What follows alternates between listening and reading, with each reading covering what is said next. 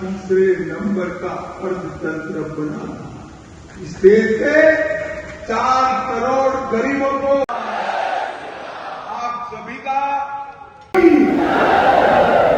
युवाई आवाज को क्या होगा? ऐसी आवाज नहीं चलेगी। मोदी जी को फिर से प्रधानमंत्री बनाना है या नहीं बनाना है? जरा जोर से बोलिए, बनाना है या नहीं बनाना है? 400 पार करना है या नहीं करना है? तो मेरे साथ जोर से बोलिए, उठाइए दोनों हाथ। अब तक सभी लोग हाथ उठाएगा। विजय के संकल्प की मुट्ठी नीचे और प्रचंड आवाज से बोले, भारत माता की जय श्री राम, जय श्री राम। आज स्वामी विवेकानंद स्पोर्ट्स कॉम्प्लेक्स में इस सभा के मंच पर उपस्थित दीपेश भाई टंडेल, लड्डू भाई पटेल, रामजी भाई गुजराड़ा, एसपी दमानिया जी, रजनी सेठी जी, हमारे दोनों प्रभारी उमेश मोदी और दुष्यंत पटेल जी, आज जिनको जिताने के लिए मैं यहाँ आया हूँ, दोनों बच्चे से आ गया हूँ, लालू भाई पटेल जी और नमन के लिए, और कलाबेन देवगन, दादा नगर हवेली के लिए जोर से ताली बनाएंगे दोनों बच्चे। और आज इस विशाल जनसभा के अंदर उपस्थित प्यारे भाइयों, बहनों, माताओं और मेरे जिगर के टुकड़े जैसे युवा मित्रों, आप सभी को नमस्कार। भाइयों बहनों, कुछ ही दिनों में 7 तारीख को चुनाव होने वाला है। इसमें हमारे दोनों प्रत्याशियों के समर्थन के लिए मैं यहाँ आया हूँ। सबसे पहले मैं राम मंदिर, वासुकीनाथ मंदिर, अंबा माता मंदिर, जलाराम बापा के मंदिर को हाथ जोड़कर प्रणाम कर मेरी बात की शुरुआत करता हूँ। कवि अजयसर खबरदार जी को भी प्रणाम करता हूँ और दीप दमन दादरा नगर हवेली की आजादी के लिए जिन्होंने संघर्ष किया, वो सभी स्वतंत्रता सेनानियों को मनपूर्वक प्रणाम कर मेरी बात की शुरुआत। भाइयों बहनों, इस आंध्र प्रदेश नरेंद्र मोदी जी के शासन में आने के बाद अनेक दृष्टि से समग्र देश का आकर्षण का केंद्र। जब मैं यहाँ आया हूँ 24 के चुनाव की बात करने के लिए, तो 24 के चुनाव के लिए इस देश की जनता के सामने 2 विकल्प, एक और चांदी का चम्मच लेकर पैदा हुए राहुल गांधी जी है और दूसरी ओर गरीब चाय बेचने के वाले के घर पर पैदा हुए नरेंद्र मोदी है। ये दोनों के बीच एक और 23 साल तक मुख्यमंत्री प्रधानमंत्री रहते हुए दीपावली के दिन भी छुट्टी लिए बगैर सीमा पर सेना के जवानों के साथ दीपावली मनाने वाले नरेंद्र मोदी है और दूसरी ओर गर्मी थोड़ी करते ही थाईलैंड और बैंकॉक छुट्टी में जाने वाले राहुल बाबा।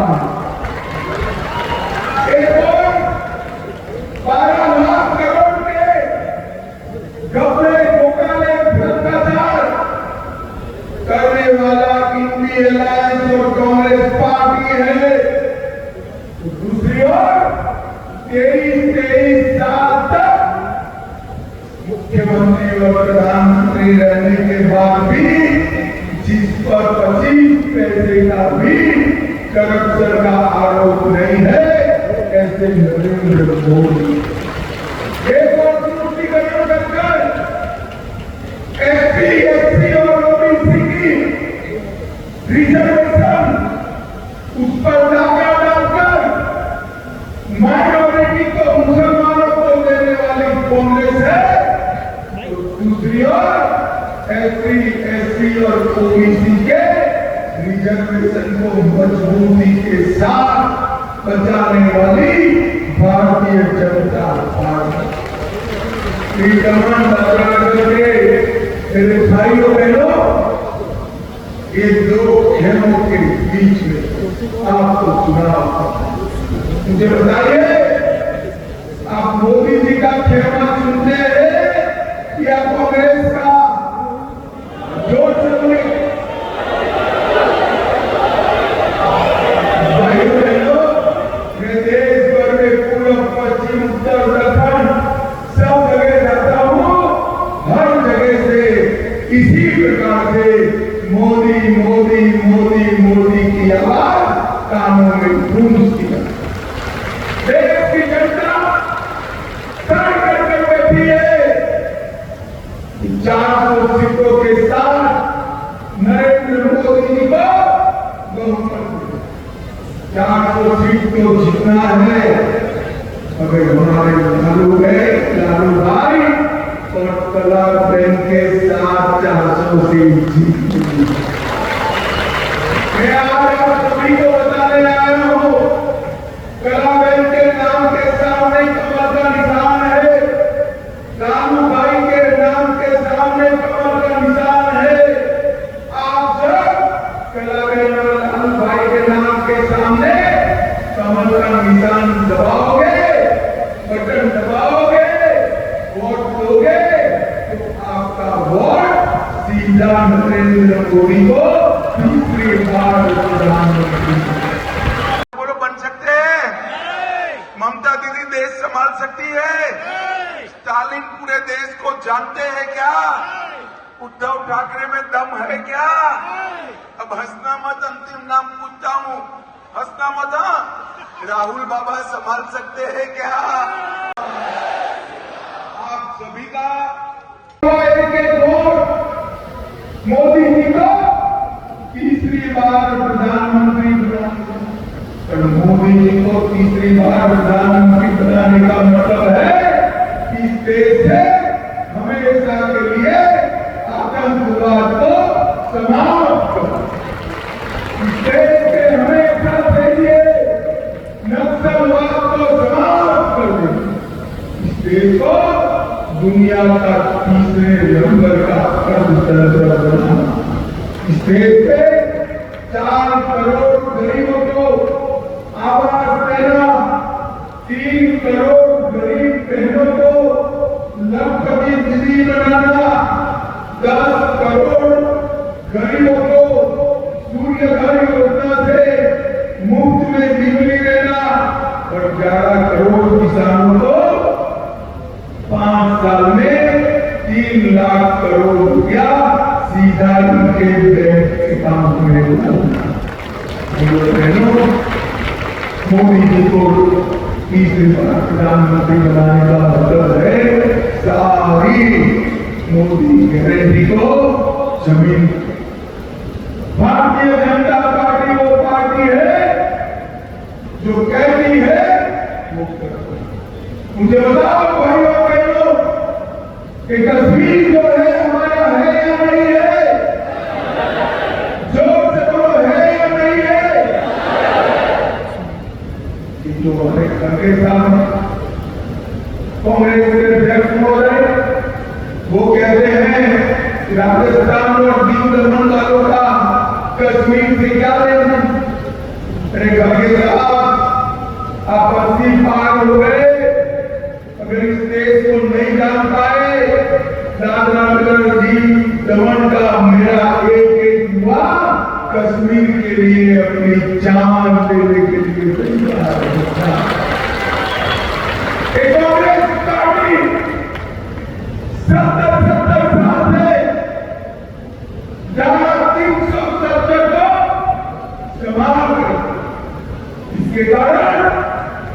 कश्मीर भारत का अभिन्न अंग रही, वहां आतंकवाद विकास नहीं। नरेंद्र मोदी जी को आपने दूसरी बार प्रधानमंत्री बनाया।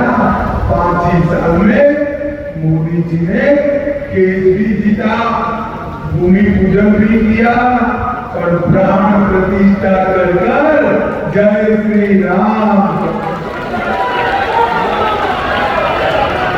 500 साल के बाद प्रभु श्री राम आज अपने भव्य मंदिर में विराज।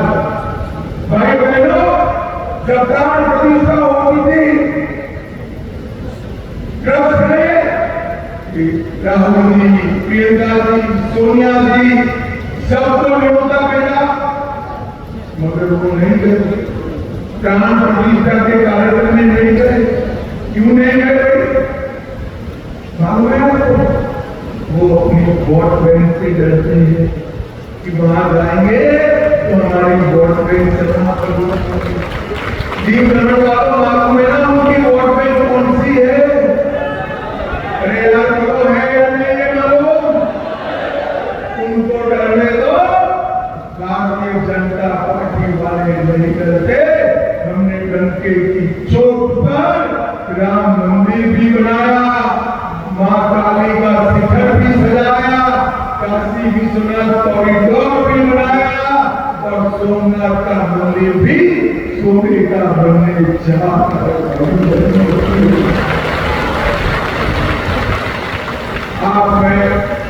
आपको बताने चाहता, नरेंद्र मोदी जी ने ये 10 साल में करोड़ों गरीबों के जीवन में उजाला देने का काम। 80 करोड़ गरीबों को प्रति माह प्रति व्यक्ति 5 किलो अनाज मुफ्त में देने का काम नरेंद्र मोदी। बन सकते हैं? ममता दीदी देश संभाल सकती है? स्टालिन पूरे देश को जानते हैं क्या? उद्धव ठाकरे में दम है क्या? अब हंसना मत, अंतिम नाम पूछता हूँ, हंसना मत। राहुल बाबा संभाल सकते हैं क्या? अंबा माता मंदिर कर दिया, 10 करोड़ लोगों को उज्ज्वला का कनेक्शन दिया और 14 करोड़ लोगों को नल से जल देने का काम नरेंद्र मोदी ने किया है। भाइयों बहनों, के दीप रमन कारण मुझे बताओ भाई, आप सभी को कोरोना के 2 टीके लगे हैं या नहीं लगे हैं? जो सबको लगे हैं या नहीं लगे हैं? 25 पैसा भी देना पड़ा है क्या? मोदी जी ने कोविड लाकर सभी को मुफ्त में कोरोना का टीका लगाकर देश को कोरोना से सुरक्षित करने का काम नरेंद्र मोदी। भाइयों बहनों, जब मोदी जी अपील कर रहे थे कि सभी लोग कोरोना का टीका लगाइए, तो राहुल बाबा कह रहे थे टीका मत लगाओ, ये तो मोदी टीका है, बीमार पड़ जाओगे। अच्छा है, दी गमन वाले उनका नहीं सुनते, सभी ने टीका लगा दिया। जब पूरे भारत में टीका लगा दिया, एक दिन रात को राहुल बाबा और प्रियंका जी भी अंधेरे में टीका लगा दिया।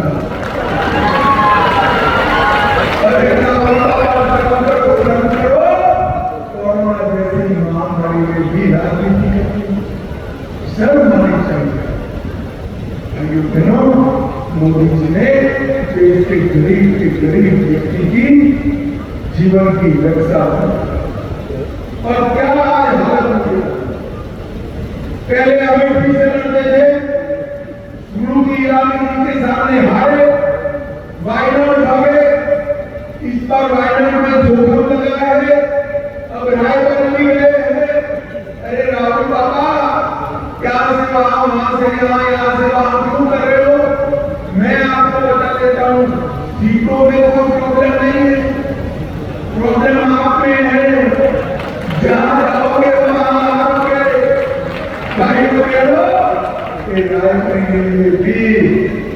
रायबरेली में भी प्रचंड बहुमत से मोदी जी ने तो एक ही बार चंद्रयान लॉन्च किया, चंद्रमा के दक्षिण ध्रुव पर उसको लैंड भी कर दिया कि राहुल नाम का यान जो है सोनिया जी ने 20-20 बार लॉन्च किया मगर लैंड करने का नाम नहीं लेता है भाई। अबे इसी ट्रायल देखो क्या होता है, मुझे मालूम है कि 21वां ट्रायल भी कैंसिल कर जाने वाला है, लैंड नहीं करता। भाइयों बहनों, मैं आज यहाँ वीर रमन वालों को पूछना कि इंडियन अलायंस वाले वैसे तो कोई संभावना नहीं, मगर मान लो जीत गए, उनका प्रधानमंत्री कौन बनेगा बताओ तो, कौन बनेगा? शरद पवार बन सकते हैं क्या? अरे जोर से बोलो, बन सकते हैं? ममता दीदी देश संभाल सकती है? स्टालिन पूरे देश को जानते हैं क्या? उद्धव ठाकरे में दम है क्या? अब हंसना मत, अंतिम नाम टूटा हूं, हंसना मत। राहुल बाबा संभाल सकते हैं क्या? तो भाई प्रधानमंत्री कौन बनेगा? इनके पास कोई नाम ही नहीं है। पत्रकारों ने मैं बताता हूं, पत्रकारों ने जब उनको पूछा तो उन्होंने कहा बारी बारी एक साल हम बने चुकी। अरे भैया, एक परचूरण की दुकान है क्या कि बारी बारी एक दिन बेटा, एक दिन बेटी, एक दिन बहू, एक दिन माँ बैठे हुए दुकान चला लेगी? ये तो महान भारत के भविष्य का सवाल है, महान भारत के भविष्य। आपके पास कोई प्रत्याशी नहीं है, अगर प्रधानमंत्री कोई बन सकता है तो भाजपा के प्रिय नेता नरेंद्र मोदी बन सकते हैं। लोग जीत गए तो उनका प्रधानमंत्री कौन बनेगा बताओ तो जरा। इनके हाथ में अगर गलती से भी देश पड़ गया और कोरोना की महामारी आई तो ये संभाल सकते हैं? पाकिस्तान को मुंह तोड़ जवाब दे सकते हैं क्या? आतंकवाद समाप्त कर सकते हैं क्या? चंद्रयान को चंद्रमा तक भेज सकते हैं क्या? वैक्सीन ला सकते हैं क्या? करोड़ों गरीबों का भला कर सकते हैं क्या? ये कर सकते हैं तो केवल 12 लाख करोड़ का घपला घोटाला भ्रष्टाचार कर सकते हैं और कुछ पूरा देश इसलिए नरेंद्र मोदी को प्रधानमंत्री बनाने का तय। मैं आज रमन जी को कांग्रेस के कारण ही देश से लेट स्वतंत्रता मिली और उनके कारण ही यहाँ विकास लेट। मैं आज बताना चाहता हूं, कांग्रेस पार्टी ने रमन जी के लिए कुछ नहीं किया। मोदी जी ने टूरिज्म को बढ़ावा, होम स्टे कल्चर शुरू किया, ईज ऑफ टूरिज्म बढ़ाया, एयरपोर्ट भी नया बन रहा है और दीन जैसा पहला ऐसा जिला है जो दीन में 100% स्वच्छ ऊर्जा से चलने वाला जिला हमारा दीन। मल्टी स्पोर्ट के भी गेम्स में 1600 खिलाड़ियों ने हिस्सा लिया, 300 बेड का नया सरकारी अस्पताल बना, मेडिकल कॉलेज बना, 2 लाख मैंग्रोव लगाए गए, मैंग्रोव की नर्सरी भी लगाई गई, अहमदाबाद और सूरत के लिए हवाई सेवा शुरू हुई, 6000 यात्री अब तक आवन जावन कर चुके हैं। सोमनाथ और तरुण से मुंबई के बीच में भी हवाई सेवा शुरू करने का काम नरेंद्र मोदी जी। भाइयों बहनों, वीर रमन के 8000 मछुआरों मैट्रिक बायोमेट्रिक आईडी कार्ड देने का काम नरेंद्र मोदी जी ने किया और सारे कार्यक्रमों को विकास के लिए आगे बढ़ाने का काम किया है। अंत में मैं इतना ही कहना चाहता हूँ, हमने हमारे दो मंजे हुए प्रत्याशी दिए हैं भाई के मोदी जी के सामने, उनको वोट देने का मतलब है नरेंद्र मोदी को वोट, कमल के निशान पर वोट देने का मतलब है नरेंद्र मोदी जी को प्रधानमंत्री बनाना, और नरेंद्र मोदी जी को प्रधानमंत्री बनाने का मतलब है पूरे संसार में हमारे भारत को एक नंबर का देश बनाना है, एक नंबर का। आप सभी को पूछना चाहता हूं, कितनी साल से उसका बताइए, कमल के निशान पर बटन दबाएंगे क्या? जोर से बोलिए, हम तक दबाएंगे क्या? हमारे दोनों प्रत्याशियों को जिताएंगे क्या? 400 पार कराएंगे क्या? दोनों सीटें मोदी जी की झोली में डालेंगे क्या? और मोदी जी को तीसरी बार प्रधानमंत्री बनाएंगे ना, तो मेरे साथ दोनों हाथ उठाइए, उठाइए दोनों हाथ, विजय के संकल्प की मुट्ठी नीचे प्रचंड आवाज से बोले, भारत माता की वंदे, जय श्री राम,